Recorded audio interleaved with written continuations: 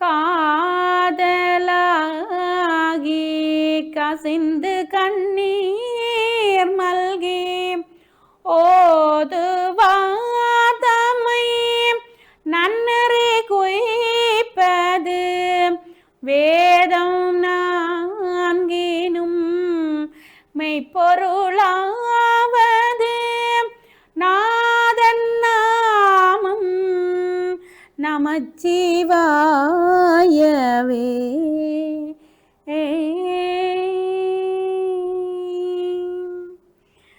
காதலாகி கசிந்து கண்ணீர் மல்கி ஓதுவார் தமை நன்னறிக்கு உய்ப்பது வேதம் நான்கினும் மெய்ப்பொருளாவது நாதன் நாமம் நமச்சிவாயவே என்று எல்லாம் வல்ல தில்லைக்கூத்த பெருமானையும் சிவகாமி தாயாரையும் அடியேனுடைய உள்ளத்திலே இருத்தி குலதெய்வமாம் வேட்பெருமானையும் குலகுருநாதராம் செல்லத்துறை சுவாமிகளையும் ஈழமண்டலத்தை அலங்கரித்து ஞான ஒளி ஊட்டிய சித்தர் பெருமக்கள் அத்துணை பேருடைய திருப்பாதங்களையும் உள்ளத்திலே நினைந்து பணிந்து ஏத்தி ஆன்மீகம் அறிவோம் ஓம் தொலைக்காட்சி வாயிலாக அரியதொரு நிகழ்வை கண்டு கொண்டிருக்கக்கூடிய சிவநேய செல்வர்களையும் பணிந்து இந்நேரத்திலே வணங்கி அற்புதமான அரிய தெய்வீக நிகழ்வுகளை எல்லாம் கேட்டு மகிழ்ந்து கொண்டிருக்கக்கூடிய அடியவர் பெருமக்களோடு கடந்த பல பதிவுகளோடே திருவையாற்று பெருமானுடைய அருமைகள் பெருமைகள் மூர்த்தி சிறப்புகள் தீர்த்த விசேடனங்கள் என்று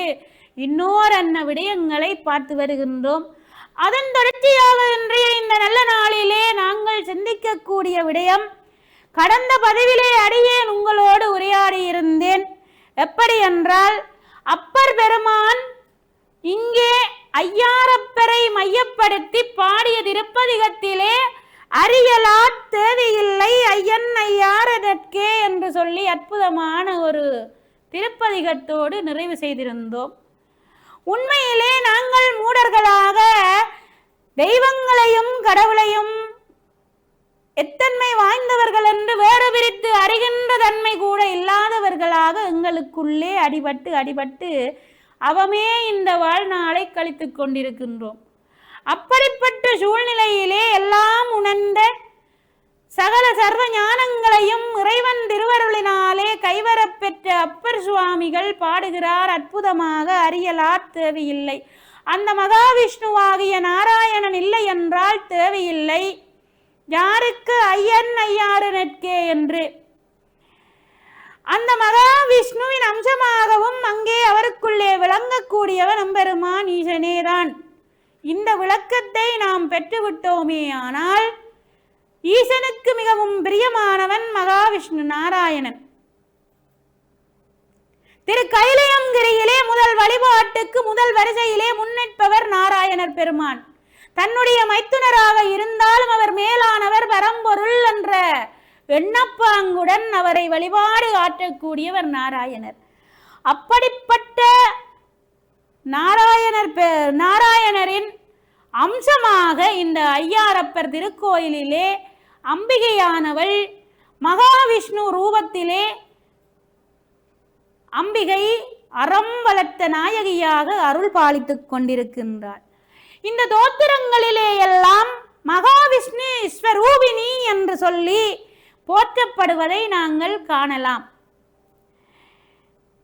அதையும் தாண்டி நாங்கள் மூலவரையும் மூலமூர்த்தியாகி எழுந்தருளி இருக்கக்கூடிய ஐயாரப்பருக்குரிய சிறப்பினையும் அம்பிகைக்குரிய சிறப்பினையும் பார்த்தோம். அடுத்ததாக நாங்கள் பார்க்கக்கூடியது முதல் வணக்கத்துக்குரியவரும் விக்கினங்களை தீர்க்கக்கூடியவரும் ஆகிய பெருமான் அங்கே என்ன பெயரோடு எழுந்தருளி இருக்கின்றார், அவருடைய சிறப்பு என்ன என்று. இந்த தளத்திலே எழுந்தருளி இருக்கக்கூடிய விநாயகர் பெருமான் ஓலமிட்ட விநாயகர் என்றும் ஆதி விநாயகர் என்றும் வல்லப விநாயகர் என்றும் பல பெயர்களோடு அழைக்கப்படுகின்றார். ஏற்கனவே அடியேன் கூறியிருந்தேன், ஓலமிட்ட விநாயகர் என்ற பெயர் ஏன் வந்தது என்று கடந்த பதிவிலே குறிப்பிட்டிருந்தேன். அப்படிப்பட்ட சிறப்பு பொருந்திய விநாயகர் பெருமான் அங்கே ராஜகோபுரத்திலே, உண்மையிலே எனக்கு அங்கே சென்று வழிபாடு செய்கின்ற பொழுது சிறியனுக்கு தெரியாது ஓலமிட்ட விநாயகர் என்று எழுதியிருந்தார்கள். ஆனால் ஓலமிட்ட விநாயகர் என்று ஏன் போட்டிருக்கிறார்கள் என்று பலமுறை சிந்தித்தேன். ஆனால் ஆலய வழிபாடெல்லாம் முடித்துவிட்டு வருகின்ற பொழுது அந்த தல சிறப்பினை பொருந்திய அந்த தல வரலாற்றினை கூறுகின்ற அற்புதமான நூலினை எங்களுடைய தருமை ஆதீன குருமணிகள் ஸ்ரீலஸ்ரீ மாசிலாமணி தேசிக ஞானசம்பந்த பரமாச்சாரிய சுவாமிகளுடைய அருளாணையின் வண்ணம் அங்கே அச்சிட்டு வெளியிட்டு மிக குறைந்த விலையிலே விற்பனை செய்கிறார்கள். அந்த நூலினை வாங்கி படித்த பொழுதுதான் அடியேனுக்கும் அந்த ஓலமிட்ட விநாயகர் என்ற பெயர் ஏன் வந்தது என்பதை அடியேன் விளங்கிக் கொள்ளக்கூடியதாக இருந்தது. அப்படிப்பட்ட தெய்வீகம் பொருந்திய விநாயகப் பெருமான் அங்கே திருக்கோபுர வாயிலின் அருகிலே மிக அற்புதமாக அருளாட்சி செய்து கொண்டிருக்க அவரை வணங்கித்தான் நாங்கள் உள்ளே செல்ல வேணும். சரி, விநாயகர் தான் அப்படி அம்சமும் தெய்வீகத்தோடும் இருக்கிறாரா என்று பார்த்தால் தாய்க்கும் தந்தைக்கும் காவலாக மிகவும் அழகொளி பொருந்தியவராக முருகப்பெருமான் வில்லேந்திய கையோடு வில்லேந்திய வேலவராக, அதாவது வில் வேல் அம்பு ஆகிய படைக்கலங்களை தன் உடமையாக கொண்டு அழகாக தனு சுப்பிரமணியர் என்ற பெயரோடு, தனு சுப்பிரமணியர் எங்களுக்கு எல்லாம் தெரியும். வில்லை ஏந்தியவர் என்றால் யார் என்று பார்த்தா எங்களுக்கு ஸ்ரீராமனை தான் நினைவில் வரும். ராமன் வில்லை ஏந்தி தன்னுடைய தம்பியர்களோடு காட்டுக்கு போனான். ராமராவண யுத்தம் நடந்தது, இதுதான் எங்களுக்கு தெரியும். ஆனால் முருகப்பெருமான் வில்லேந்தியவராக தனு சுப்பிரமணியராக இருக்கின்ற காட்சியை எங்களுடைய ஈழத்திருநாட்டிலே இருக்கக்கூடிய ஆலயங்களிலே நாங்கள் காண முடியாது. புதிதாக உருவாக்கப்படுகின்ற ஆலயங்களிலே இந்தியாவிலே சென்று பார்த்துவிட்டு அங்குள்ள ஸ்தபதிகளை கொண்டு ஆலயங்களை நிர்மாணிப்பவர்கள் ஒரு சிலர் எங்கேயாவது ஓரிடத்தில் அமைத்திருக்க கூடும். ஆனால் இதுவரையில் அடியேன் காணவில்லை. ஆனால் தமிழகத்திலே கும்பகோணத்திலேயும் இருக்கக்கூடிய எழுத்தரிநாதர் கோயிலிலேயும் வில்லேந்திய வேலவர் மிக அற்புதமாக அருளாட்சி செய்கின்றார். அதுபோல இந்த ஐயாரப்பர் திருத்தலத்திலேயும் முருகப்பெருமான் வில்லேந்திய வேலவராக மிக கம்பீரமாக அழகாக, முருகர் என்றாலே அழகுதானே, அதிலேயும் வில்லேந்திய வேலவராக இருக்கின்ற பொழுது எப்படி அது ஒரு தனி அழகு. அப்படி இந்த ஐயாரப்பர் திரு கோயிலிலே அருளாட்சி செய்கின்றார். சரி, இங்கே வேற என்ன விசேடனம் இருக்கிறது பார்த்தால், இங்குள்ள தட்சிணாமூர்த்திக்கு ஸ்ரீஹரி குரு சிவயோக தட்சிணாமூர்த்தி என்று பெயர். என்ன பெயர்? ஸ்ரீஹரி குரு சிவயோக தட்சிணாமூர்த்தி. அதாவது 18 வகையான தட்சிணாமூர்த்தி பேதங்கள் உண்டு. தட்சிணாமூர்த்தி என்றால் எங்களுக்கு ஒன்று தான் தெரியும். நாங்கள் தட்சிணாமூர்த்தி என்றால் எல்லாம் தட்சிணாமூர்த்தி. ஆனா வீணா தட்சிணாமூர்த்தி, யோக தட்சிணாமூர்த்தி, ஞான தட்சிணாமூர்த்தி என்று பல வகையாக 18 வகையான மூர்த்தி பேதங்களோடு தட்சிணாமூர்த்தம் இருக்கிறது. அந்த தட்சிணாமூர்த்தத்திலே இங்கே எழுந்து ஐயாரப்பர் கோயிலிலே எழுந்தருளி இருக்கக்கூடிய தட்சிணாமூர்த்திக்கு என்ன பெயர் என்றால் ஸ்ரீஹரி குரு சிவயோக தட்சிணாமூர்த்தி என்று அற்புதமான பெயரோடு அங்கே தட்சிணாமூர்த்தி பெருமான் அருள் செய்கின்றார். இப்படிப்பட்ட இந்த தட்சிணாமூர்த்தி பெருமானுடைய திருவுருவம் எப்படி அமைந்திருக்கின்றது என்பதை நாங்கள் சற்று சிந்திக்க வேண்டும். அதாவது இந்த தட்சிணாமூர்த்தியினுடைய வலது மேற்கரத்திலே கபாலம் உள்ளது. அதே போல இடது மேற்கரத்திலே என்ன இருக்கிறது என்றால் சூலம் உள்ளது. எங்களுக்கு எல்லாருக்கும் தெரியும், கபாலம் ஏந்திய பெருமான் காபாலிகராக சிறு தொண்டரை நாடி வந்தார் என்பதை நாங்கள் பெரிய புராணத்தினூடாக பார்ப்போம். பிள்ளைக்கறி கேட்பதற்காக சிறு தொண்ட நாயனாரை ஆட்கொள்வதற்காக பெருமான் வடநாட்டு வைரவர் வடிவிலே அங்கு வருகிறார். கபாலமேந்தி பிச்சை, அதாவது பிரம்மனுடைய பிச்சை. எங்கட மண்டையோட்ட கொண்டெல்லாம் பெருமான் பிச்சை எடுக்க போக மாட்டான். எங்கட மண்டையோடு எந்த தேவைக்கும் உதவாது. ஆனால் யாருடைய மண்டையோட்டை பெருமான் மாலையாக அணிந்திருக்கிறான் என்றால் எத்தனையோ கோடி பிரமர்கள், எத்தனையோ கோடி விஷ்ணுக்கள் இந்த பூவுலகிலே தோன்றி மறைந்து விட்டார்கள். அப்படிப்பட்டவர்களுடைய அந்த மண்டையோட்டை ஏந்தித்தான் பெருமான் மாலையாகவும் அணிந்திருக்கிறான். பிச்சாடனராக, பிச்சை பாத்திரமாக அந்த மண்டையோட்டை கொண்டு திரிவான். அப்ப கபாலம் ஏந்தியவராக, சூலம் ஏந்தியவராக இடது வலது மேற்கரங்களை கொண்டு கீழே உள்ள வலது கரத்திலே சின்முத்திரையை கொண்டிருக்கிறார். சின்முத்திரை என்ற உடனே எங்களோட டான்ஸ் ஆடுற பிள்ளைகள் எல்லாம் இப்படித்தான் பிடிப்பினன் டான்ஸ்ல. இதுதான் எங்களுக்கு தெரிந்த சின்முத்திரை. ஆனால் யோக நிலையிலே இருக்கக்கூடியவர்கள், தியானத்தை மேற்கொள்ளக்கூடிய சிவனடியவர்கள் சின்முத்திரை எப்படி என்று சொன்னால், இந்த கட்டை விரலின் அடிப்பாகத்திலே இந்த சுட்டு விரல் போய் முட்டிக்கொண்டு நிற்கும். இதுதான் சின்முத்திரை. யோக நிலையினை யோக முத்திரையாக பாவிக்கப்படுகின்ற தட்சிணாமூர்த்தத்திலே இருக்கக்கூடிய சின்முத்திரை எது என்றால் இதுதான். ஆனால் ஸ்தபதிகள் கூட சிற்பங்களை செதுக்குகின்ற பொழுது இப்படியே செதுக்கி விடுவார்கள். இந்த இரண்டு விரல்களும் இப்படி பொருந்தக்கூடியவாறு. பாடநூல்களிலேயும் சரி, ஓவியங்களிலேயும் சரி இந்த தவறை பலரும் விடுகின்றார்கள். ஆனால் உண்மையிலே சின்முத்திரை என்பது இந்த கட்டை விரலின் அடிப்பாகத்தை தொட்டபடி இந்த சுட்டு விரல் இருக்க வேண்டும். அதாவது கட்டை விரலாகிய பெருமான் நிமிர்ந்து இருப்பவராகவும், அந்த பெருமானுடைய பாதகமலங்களிலே இந்த ஆன்மா அடங்கி நிற்பது போலவும் கொண்டுதான் இந்த சின்முத்திரையை பிடித்து நாங்கள் தியானம் இருக்க வேண்டும்.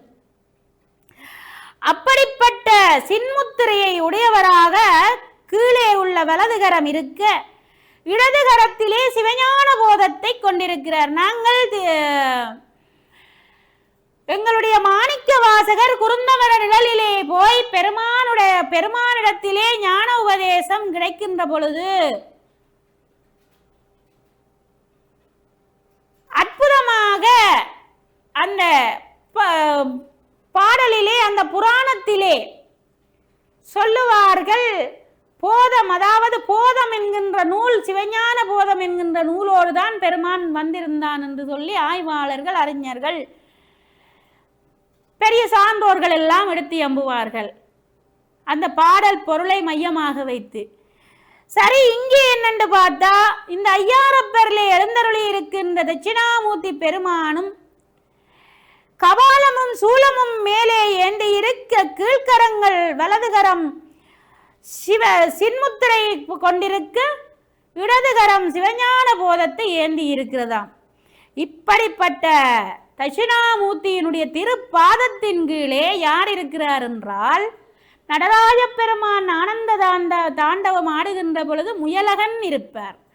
ஆனால் தட்சிணாமூர்த்தி கீழே ஒவ்வொரு இடங்களிலேயும், சில இடங்களிலே முயலகனை கீறி இருப்பார்கள், உருவமாக செய்து வச்சிருப்பார்கள், வேறு ஒவ்வொரு விதமாக அமைத்திருப்பார்கள். ஆனால் இந்த ஐயாரப்பர் கோயிலிலே என்ன இருக்கிறது என்றால் கூர்மம் இருக்கிறது. கூர்மம் என்றால் ஆமை வடிவம் இருக்கிறது. இந்த ஆமை வடிவம் மிக அற்புதமாக, தத்ரூபமாக பெருமானுடைய திருப்பாதங்களிலே தாங்கி இருப்பது போல, பெருமானுடைய பாதங்களை தன்னுடைய முதுகிலே தாங்கி இருப்பது போல அற்புதமாக சிருஷ்டிக்கப்பட்டிருக்கிறது. இந்த கூர்மம் அப்படி பெருமானை தாங்கி இருக்கக்கூடும் என்றால், கூர்மம் அவதாரம் எடுத்தவர் யார் என்றால் மகாவிஷ்ணுவாகிய நாராயணன். அந்த நாராயணனுடைய தச அவதாரங்களிலே ஒன்று கூர்மம். இதை நாங்கள் பாற்கடலை கடைகின்ற பொழுதும், மந்தரமலையானது சரிந்து விழுகின்ற பொழுது, இந்த மந்தரை மலை சரிந்து விட்டால் எதுவுமே செய்ய முடியாது என்று உணர்ந்த பெருமான் ஈசனுடைய ஆணையேற்று கூர்ம வடிவமாக போய் அந்த மந்தர மலைக்கு கீழே ஆமை வடிவமாகத்தான் தாங்கி நின்றார். நிலையாக நிலைத்து நிறுத்தி வச்சிருந்தார். தேவர்களும் அசுரர்களும் வாசுகியை பிடித்து அங்கே இங்கே இழுத்து அல்லோல கல்லோலப்பட கூர்ம வடிவமாக போய்த்தான் அங்கே நின்று அந்த மந்தர மலையை நிலையாக நிறுத்தி வச்சிருந்தார். அப்படிப்பட்ட அந்த கூர்மம் இங்கே எழுந்தருளி இருக்கக்கூடிய தட்சிணாமூர்த்தியினுடைய திருப்பாதங்களை தாங்கி இருப்பதாக தத்ரூபமாக அமைக்கப்பட்டிருக்கிறது. இந்த தட்சிணாமூர்த்தி பெருமானை போய் சாஷ்டாங்கமாக தம்முடைய மனமொழிமைகளினாலே திரிகரண சுத்தியோடு வழிபாடு செய்கின்ற அடியவர்களுடைய உள்ள கிடக்கையிலே சித்தம் தெளிந்து ஞான ஒளி ஊட்டக்கூடிய பெருமானாக இந்த தட்சிணாமூர்த்தி பெருமான் இருக்கின்றான். ஒரு முறை ஏனும் அங்கு செல்கின்ற அடியவர்கள் ஒரு 5 நிமிடங்களேனும் இந்த தட்சிணாமூர்த்தி பெருமான் முன்னிலையிலே அமர்ந்து சிறு தியானம் செய்து பாருங்கள். ஆத்மார்த்தமாக அந்த பெருமானுடைய திருவருள் நமக்கு கிடைக்கின்ற பேற்றினை யாம் பெற்று அனுபவிக்க முடியும். அந்த பேரானந்தத்தில் திளைக்க முடியும். அப்படியான ஒரு அற்புத கோலத்திலே அங்கே அருள் செய்கின்றார். சரி, இது எவ்வாறு இருக்க, இங்கே எழுந்தருளி இருக்கக்கூடிய பெருமானுக்கு பல பெயர்களை நாங்கள் பார்த்தோம். அந்த வகையிலே ஆட்கொண்டார் என்ற பெயரோடு பெருமான் இங்கே எழுந்தருளி அவர் அங்கே இருக்கிறார் என்று பார்த்தால், இந்த ஆலயத்தினுடைய தெற்கு வாயிலிலே உள்ளார் இந்த ஆட்கொண்டார். ஏன் இவரை ஆட்கொண்டார் என்றால், யமனை காலால் தன்னுடைய காலின் கீழே வைத்து வதைக்கின்ற கோலத்திலே இங்குள்ள பெருமான் எழுந்தருளி இருக்கின்றார். மார்க்கண்டேயருக்காக பெருமான் காலனை காலால் உதைத்தார் என்று நாங்கள் படித்திருக்கிறோம். புராணங்கள், வரலாறுகள், தல புராணங்கள், அருளாளர்களுடைய பாடல்கள் எல்லாம் இதை எடுத்து எம்புகின்றன. அப்படிப்பட்ட அந்த அருட்காட்சியை உடைய பெருமான் ஆட்கொண்டார் அற்புதமாக தெற்கு வாயிலிலே அற்புதமாக அழகாக அருள் செய்து கொண்டிருக்கின்றார். இந்த இடத்திலே போய் எந்த அடியவர்கள் குங்கிலியமிட்டு பெருமானை மனதார வழிபாடு செய்கிறார்களோ அவர்களுக்கு யமபயம் நீங்கி அவர்கள் எம்பெருமானுடைய திருவருளுக்கு பாத்திரமாகி அவனுடைய அருட்கடாட்சத்தை பெறுவார்கள் என்பது அங்கிருக்கின்ற அடியவர் பெருமக்களால் காலாதி காலமாக நம்பப்பட்டுகின்ற ஒரு ஐதீகமாக இன்றைக்கு வரைக்கும் அந்த குங்கிலியம் இட்டு வழிபாடு செய்கின்ற சிறப்பு இந்த தலத்துக்கு உண்டு. சரி, இத்தனை சிறப்புகளும் பொருந்திய இந்த ஐயாரப்பர் பெருமானுடைய திருத்தலத்திலே ஒரு அதி அற்புதமான புராண வரலாறும் உண்டு. பெருமான் செய்த ஒரு அற்புதம், அங்கே அடியவர்களுக்கு நிகழ்த்தி காட்டிய அற்புதத்தை நாங்கள் பார்த்தோம் என்றால், ஐயாரப்பரை பூசித்து வந்த ஆதி சைவர்கள் 24 பேரில் ஒருவர் என்ன செய்தார் என்றால், ஒரு முறை காசிக்கு யாத்திரை போவோம் என்று வெளிக்கிட்டு சென்று விட்டாராம். நாங்களும் எங்களுக்கு பேராசை கொண்டு நாங்கள் அங்கெல்லாம் போகணும், இங்கெல்லாம் போகணும், வழிபாடு செய்யணும், பெருமான காண வேணும் என்று உலகமெல்லாம் தேடியும் காணோம், உலகெல்லாம் தேடியும் காணோம். ஆனால் அவனை இருந்த இடத்திலே இருந்து மனதார நினைத்து கொண்டிருந்தாலே உண்மையாக நாங்கள் உள்ளத்திலே அவனை தியானித்தால் ஓடோடி வந்து இருந்த இடத்திலே அருள் செய்து விடுவான். அப்படிப்பட்ட பெருமானை இங்கே இந்த ஐயாரப்பருக்கு பூசனை செய்து வந்த, பரம்பரையாக பூசனை செய்து வந்த ஆதி சைவர்கள் 24 பேர் அங்கே இருந்திருக்கிறார்கள் என்றும், அந்த 24 பேரிலே ஒருவர் காசி யாத்திரையை செய்வதற்காக புறப்பட்டு சென்றிருக்கின்றார். இந்த சமயத்தில் அது ஆதிசைவராயிருந்தால் என்ன, யாராயிருந்தால் என்ன, மானுட பிறப்பு எடுத்து விட்டால் 5 புலன்களும் எங்களை ஆட்சி செய்ய வலிக்கிட்டிடும். அதிலிருந்து எவரும் தப்பிவிட முடியாது. முனிவர்கள் ரிஷிகளுக்கு கூட இந்த 5 புலன்கள் ஆட்சி செய்யாமல் விட்டதே இல்லை. அப்படிப்பட்ட நிலையில இந்த ஆதிசைவருடைய நிலபுலன்களையும் உடைமைகளை எல்லாவற்றையும் காசி யாத்திரைக்கு போனவர் இனி எப்போ வாராரோ வரையில்லையோ தெரியாது. அவருடைய மனைவியும் மகனும் தானே இருக்கிறார்கள். இவர்களை நாங்கள் எங்களுடைய சமுதாயம் எளிதாக ஒரு எடை போட்டுவிடும். எப்படி என்றால், ஒரு பெண்ணானவள் தன் குழந்தையோடு தனித்து வாழ்கிறாள் என்றால் இவளை மிக சுலபமாக நாங்கள் ஏமாற்றி விடலாம். இப்படி ஒரு அற்புதமான ஒரு கதையினை கொண்ட வரலாற்று பின்னணி எங்களுடைய ஐயாரப்பருக்கு உண்டு. அந்த அற்புதமான கதையினை அடுத்த ஒரு நிகழ்விலே உங்களோடு சிந்திக்கலாம் என்று கூறி அமைகின்றேன். என்றும் இன்பம் பெருகும் இயல்பினால் ஒன்று காதலித்து உள்ளமும் ஓங்கிட மன்றுளாரடியா